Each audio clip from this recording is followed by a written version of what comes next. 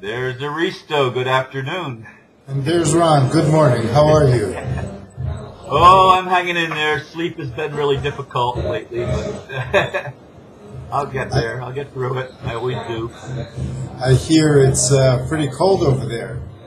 Well, yeah, it is. It was 41 degrees in Melbourne this morning. So my granddaughter came in, the youngest one, and said, "You can see your breath out there." Really crazy for Florida. Over here, I mean, the weather of the whole world has been changed, and I don't think it's just some global warming thing. The sun even. Here, it's gotten warmer, in fact. You can even see the jet stream. It's shifted over. So it goes up to Britain, brings all the water there, and it's flooded them, and then goes down again, and goes into Africa, and then comes up here straight from Africa. But so I keep hearing about things about artificial snow and all of this stuff. But lately, every time that you have protests here, there's an increase in the chemtrails. And the increase brings about strange illnesses, mild colds, always with weird symptoms. Just you're dizzy and you don't feel like getting up and you can't think. So it's an ideal thing for protesters, I guess. And you can see it in the sky. Everybody's talking about it. So, you know, if other people weren't experiencing this, I'd be really worried. I'd think, well, my life has been cut shorter. I don't know what. You know, this is like chronic immune system suppression symptomology. But I've been able to, just take some teas and supplements and just listen to my body, and and that helps a lot. Because the thing is, they can't give you something that's going to just kill you outright, because they're in it too. I don't care what antidotes they have or whatever.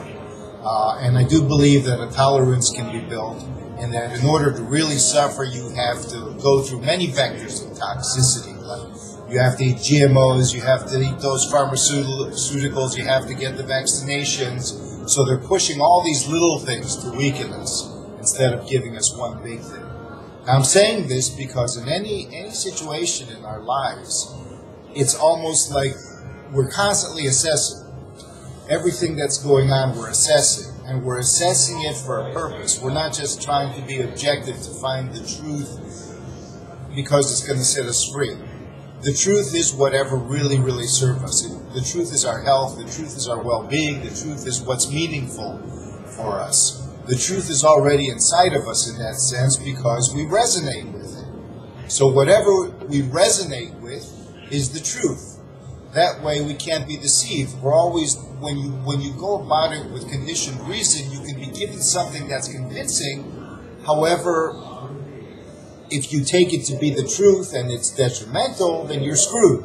It's not going to set you free. It's going to enslave you even worse. And you're going to say, oh, no, what can I do? That's the truth. Let's face it. Forget about it. So if it's not empowering, it's not the truth, in my opinion.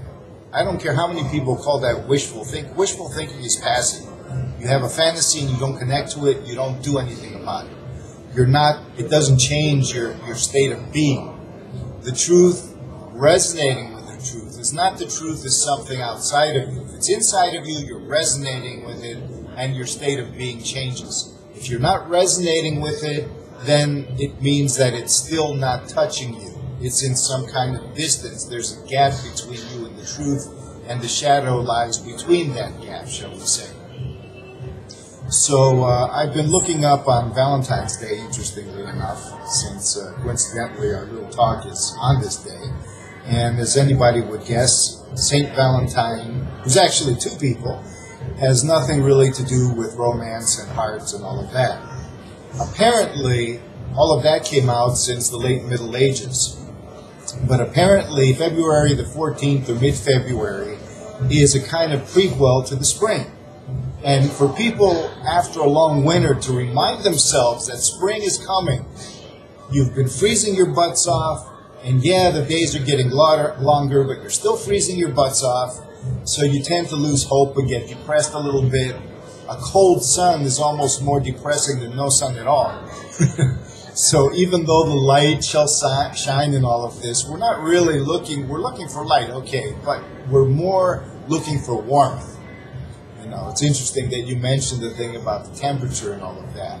Warmth is a sign of life.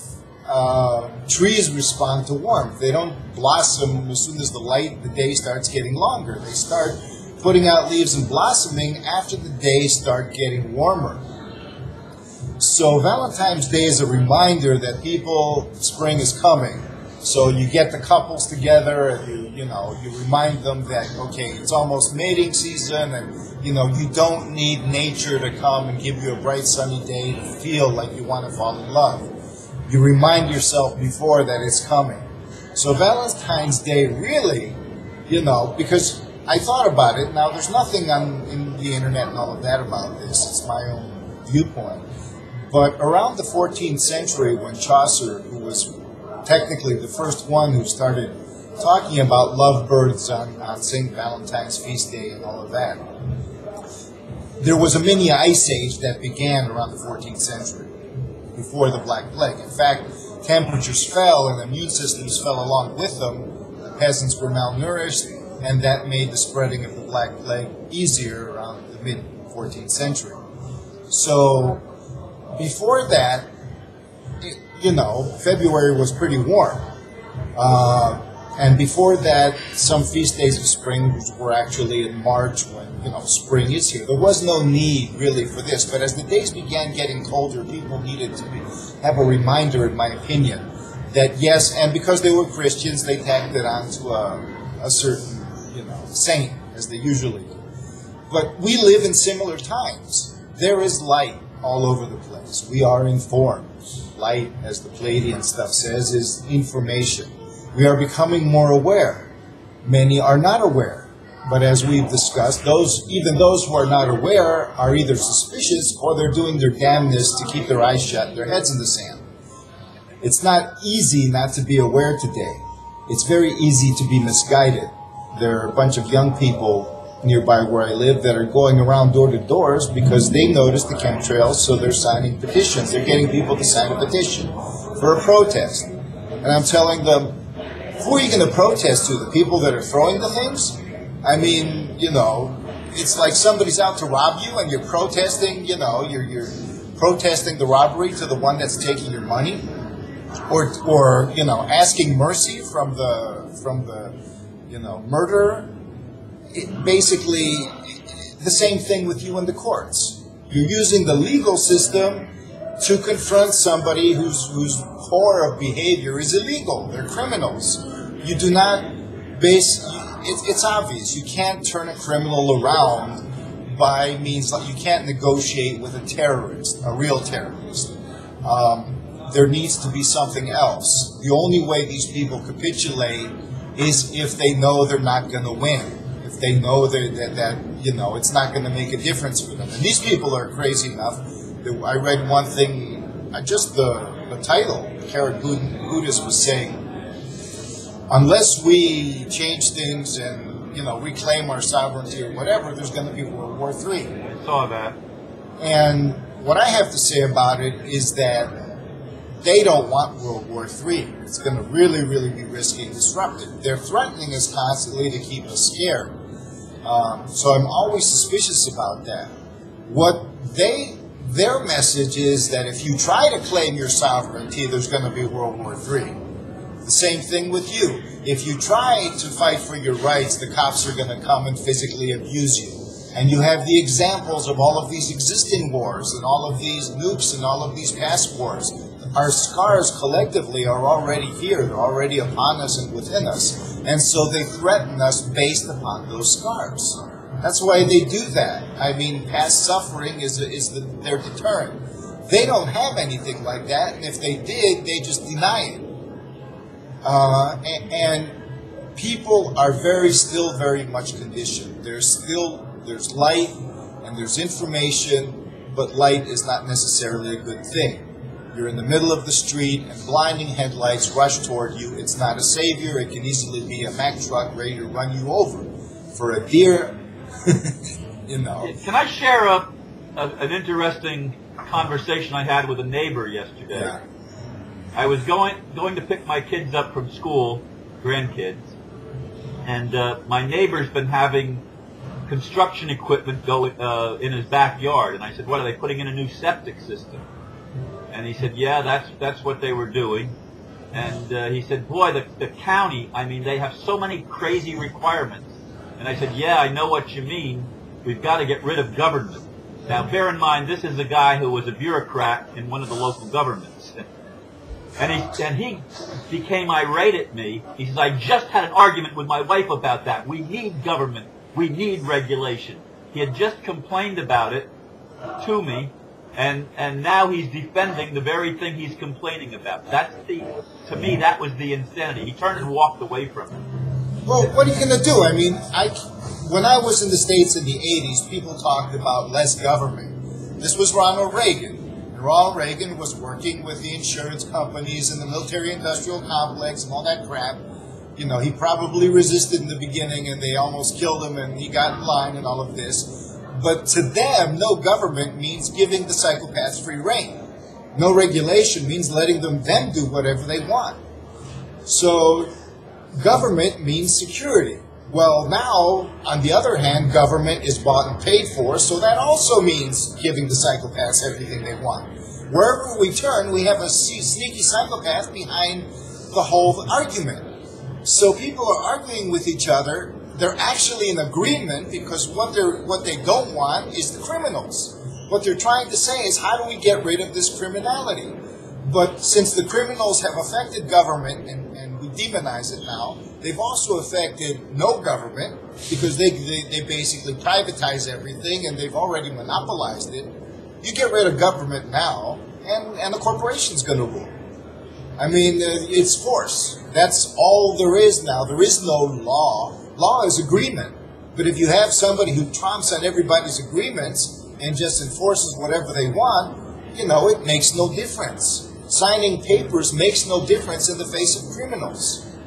Even St. Valentino'S, who was, you know, the one story that he was in front of the emperor, and the emperor was amused by the guy. You know, he was going to let him go. But as soon as he started preaching at the emperor about the law and Jesus and all of this, and you have to convert or you're going to hell, the guy said, screw you, I'm going to kill you. You know, he thought that God was giving him, oh, you know, God has blessed me now, so I can, you know, apparently he did some miracle and he saved some people, blind people were made to see, and he converted a whole bunch of pagans into Christianity. But as soon as he went to the emperor, he thought he could do the same thing, because the emperor started liking the guy despite himself. And that arrogance, in my opinion, got him killed. He could not discern, you know, he says, well, God's protecting me.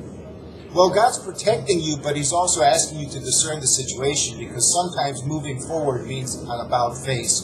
Going around, making a detour, you cannot follow a straight path because the universe doesn't work that way. Physics says that straight lines are the exception.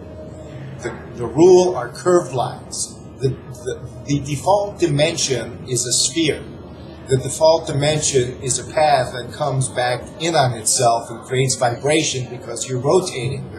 You're moving through similar pathways. And thus, you revolve around the center and you have manifestation.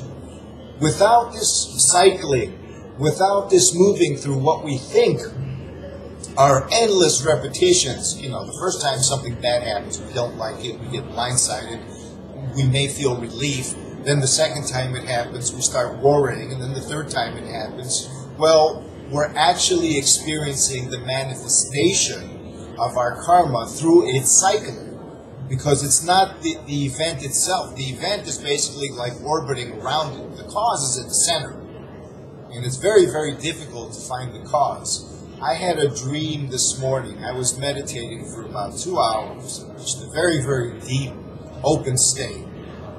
You might, you know, basically top of the mountain, but very, very grounded. And I fell asleep in this state, and one figures, oh, wow, you know, you must have had a really great dream. Well, yes and no. I was very, very vivid, and it was lucid, because my awareness was so heightened. So I was in the middle of this battleship, and you know, but it was high-tech, very futuristic, the type of technologies they might have, but we don't know about it, you know. Very, very Star Wars-like. People dressed like stormtroopers in full body armor, and it was like aircraft carrier type thing in the middle of a great lake, but it was open on the top, and I could see the sky, and open on the sides, and I could see where it was. It was in the middle of this great lake that was surrounded by hills and mountains, but beautiful. I mean, flowers, you know, forests. The air was coming through like a cool, beautiful breeze. It just ecstatic. I mean, the very molecules were sweating love. And it was like that. So it was like this insane aircraft carrier, high tech, with that opened up its panels to the sun and everything, with crazy stormtroopers running around and generals giving orders and these gun turrets that were pointing at the soldiers. And they were even pointing at me. They were on the inside. There were more guns on the inside pointing at the occupants of the place in this big area than there were guns on the outside, which I was like, what kind of thing is this? So as soon as I got lucid, I said, I'm getting out of here. You know, and being lucid, I had super abilities, so I could fly. So I rose up to fly, and I was like, I'm going straight out the top here. So all of a sudden, of course, the panels, they shut off the top, and the thing closed off. And then I saw the panels from, you know, the windows from the side, great openings for the planes to go out and all of this. So I said, I'm going out. Every time I reached one, it slammed shut. And I went down, finally, one little narrow corridor was left, and I went down this thing, and there was a window, and it started getting smaller and smaller, and then this gate started closing, and I didn't make it, and it turned into a brick wall. And the brick wall had a kind of, you know, oh, I got to remove this panel, the window panel. I removed it, and it was brick. So it was like, now you're trapped. And I was punching my way out of it. But the thing is, it's like I could feel this thing had an intelligence. But it wasn't my intelligence, excuse me. I was trying to connect it because I was still in the meditative state, so I could move my awareness into everything, every dream form. And I could do this with the outside. Even though I was in the tanker, in this thing, I could feel the life of what was going on outside. The love, the birds, the animals, everything. This was like paradise out there. It was almost like a computer graphic. It was so vivid, but, you know, it was living. So even though my awareness could connect, the in-between thing was insulated. It was dead, but it had its own intelligence, and it was alien. So this is the shadow may be coming against us and doing whatever, but it works inside its own environment. The real world, the real living world, you know, that's what I was connected to during meditation. And this real living world, that's why some people say, oh, it's from another dimension and all of this. It's really not. It's the inside. When our inside resonates a certain way, we connect with it. However, even if our inside resonates a certain way, not just manifestly, but within our own awareness, we are entrapped inside of this great war machine. And this war machine has its guns against us, and we can, in my own awareness, the message I got was they don't have to hurt you. You know, if you really believe in yourself, and if you're really open to accepting everything and connecting with the life on the outside of it, which is really on the inside, if you're opening to integrate and accepting, the guns can't fire at you, and if they do, it'll pass right through you. The one thing that is really overpowering at this point, because we can't connect and resonate with it, is the structure itself that is keeping us closed in. The cage effect, the imprisonment effect. It's not this planet that's a prison planet. It's the matrix that's the prison matrix. This planet has taken on the karma, you might say divine karma or whatever, and is working through it, and now the planet has given that karma to us. The real planet, or potentially speaking, not physically speaking, but on some level there is a real planet out there. As we move through this, it's going to manifest. We're at the point that we're approaching the beginning of spring. Now, I don't say it's going to be this year, next year. I don't know. That's not. But I'm looking at my psychological time clock, my psycho-spiritual time sense. And I think we all can do this. That just like at the end of winter, you you have a certain sense that spring is coming, and that's what the voice of spirit says. You know, it's like, don't worry, you get through this. Something is coming. But you know, when the days were still cold and whatever. Well, maybe it's not human time. Maybe it's not linear time, because these things don't happen from some set time clock of predetermination. They happen through us working them out. Until we work them out, it's going to be status quo. But as I had said before, I noticed that two things. I noticed that your event with the cop occurred after a period of thinking that everything was cool. And sometimes when we think everything is cool, our desire to keep it cool and make things even better has us drift away from our predicament, from the inside. Sometimes we feel the outside. The windows can be open. We can reach states where the windows or the doors are open, but we cannot get there. And maybe that's the right thing, because the sense that I got is that, well, I need to embody this ship and reform it. You know, it has to shape shift. The material that it's made of is natural material. It's not some alien trash, toxic something, that's different. It's made from the substance of paradise itself. And it can be and must be reclaimed. Everything can and must be converted, in my opinion. And I notice people who have a sense of life force, of spirituality, not the New Age sense, but a sense of life is meaningful and inspiring other people, are surrounded, even people looking for meaningful relationships, are surrounded by a group of friends or family or compatriots that are insulating them from what they want.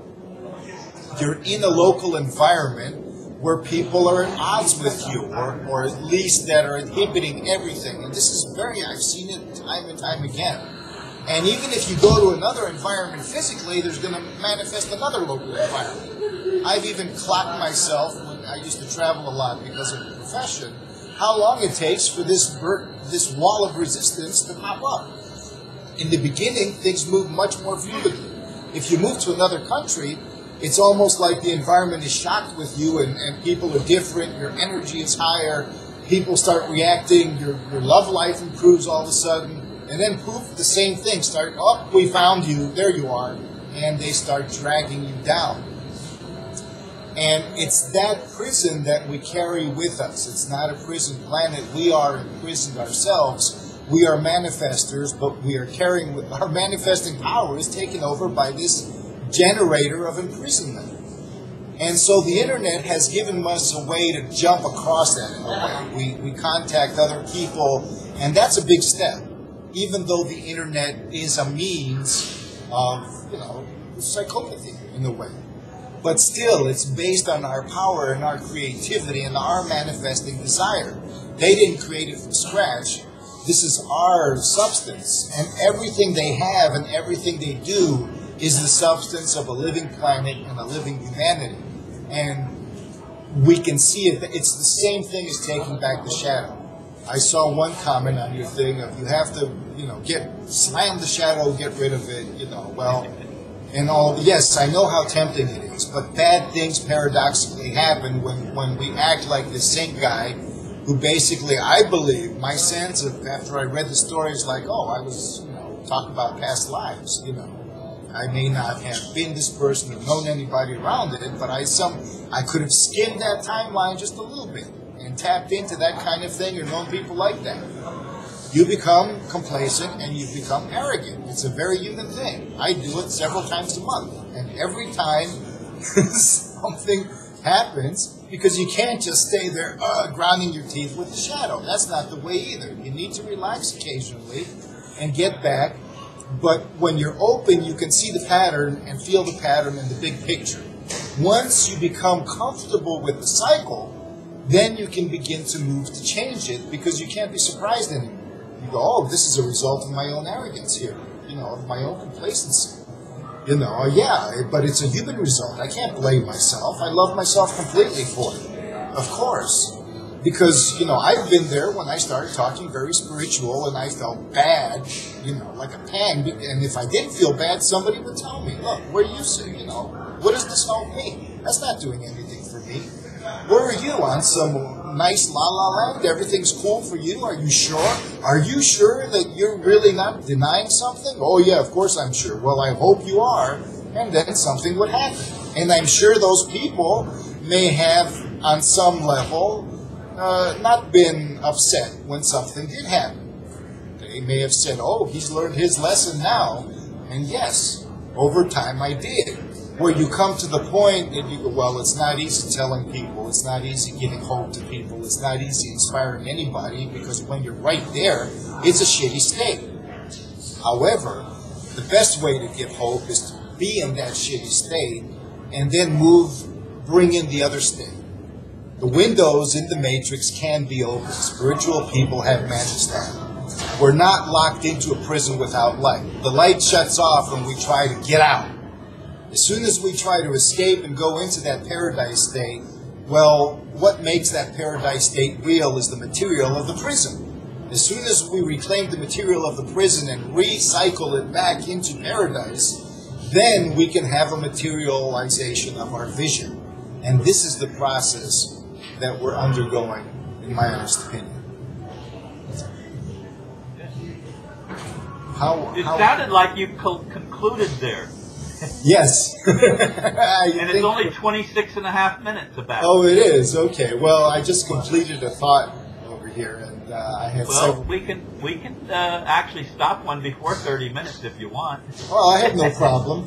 But if you have any comments or anything to say, okay. Yeah, well, I'm in an interesting place. I've not been able to sleep well, especially since those papers were served on my son-in-law. I've been creating in my head the way of responding. I got a really good suggestion yesterday to write it in the syntax grammar thing of, using lowercase I and no periods until the very end, and simple statements separated by semicolons and no very few or no adjectives or descriptors, just nouns and verbs, prepositions and stuff like that.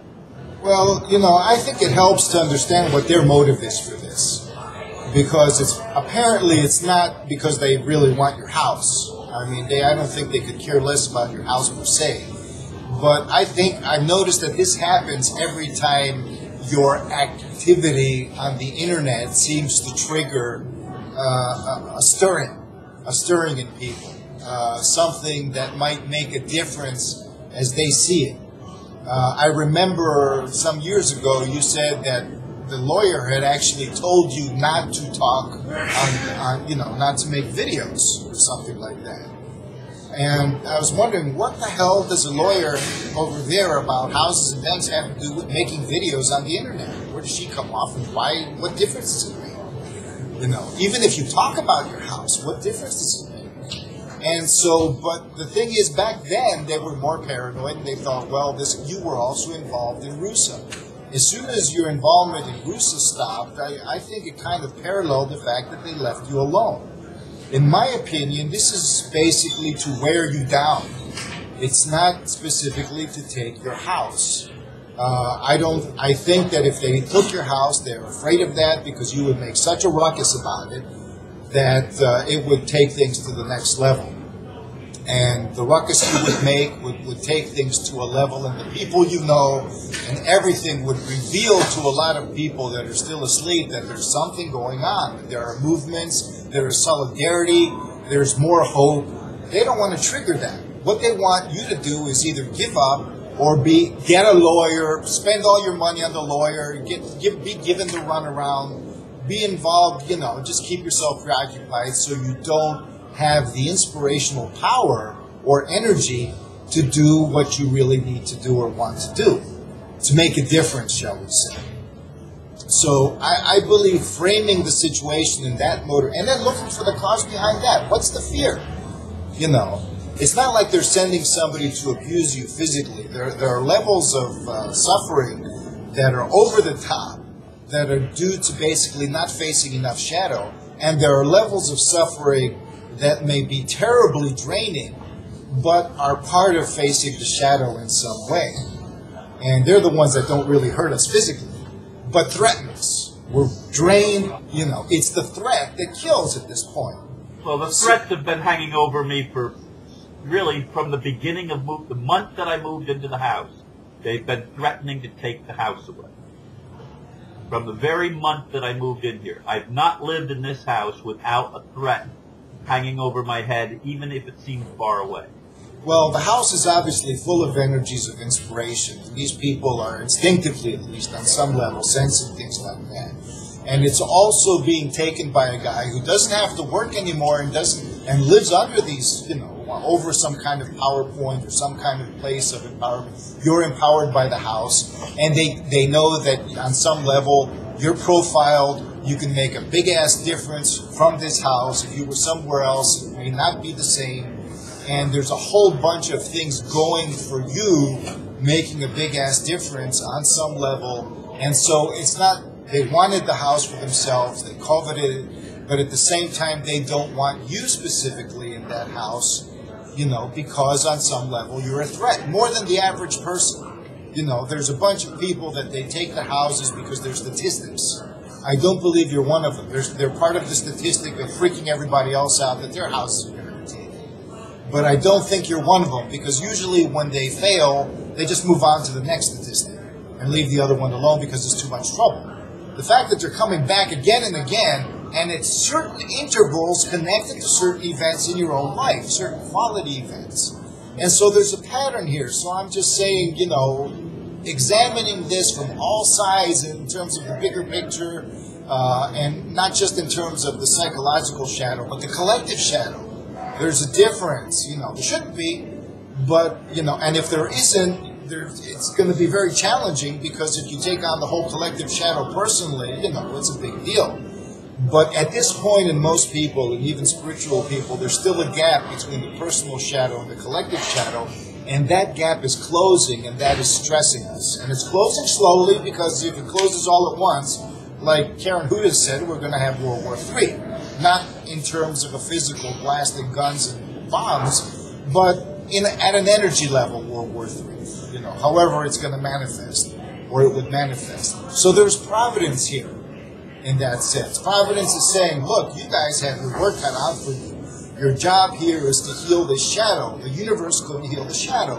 God created the earth and humanity to heal this shadow. We want, it's all done this way. Now you know how tough it is to be God. That especially when you're bored or you want to transcend yourself. Even if you're God, you're going to say, well, I'm just not just going to create an easy thing. I'm going to do something challenging. And if you're so powerful, then it's going to be really challenging.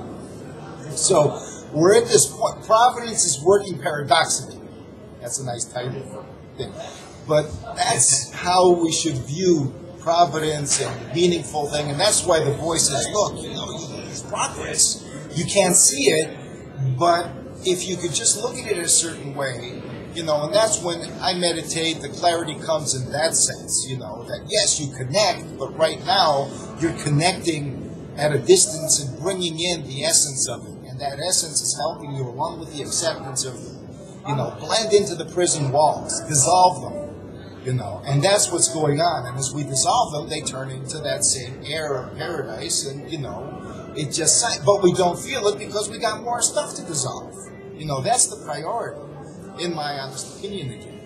So I believe it's 3:44 from where I stand. Yeah, it's just about 34 minutes. Okay. So, thank you, Aristo. You have a great week. You too, Ron. I'm glad it's warm in Greece. It'll be warm in Florida again soon. Yes, it will. In fact, the news, up until now, they were trying to, Greece is going to freeze, you're all going to die, The scientists have said that it's going to be one of the coldest winters ever. I'm like, no, it's not. And but now they're saying, get ready for the hottest summer you've ever had, you're all going to burn to death. They're preparing us. So thank you for listening, Ron, once again, and hang in there. I know you will. You have a good week, as I said. We'll see you next Friday.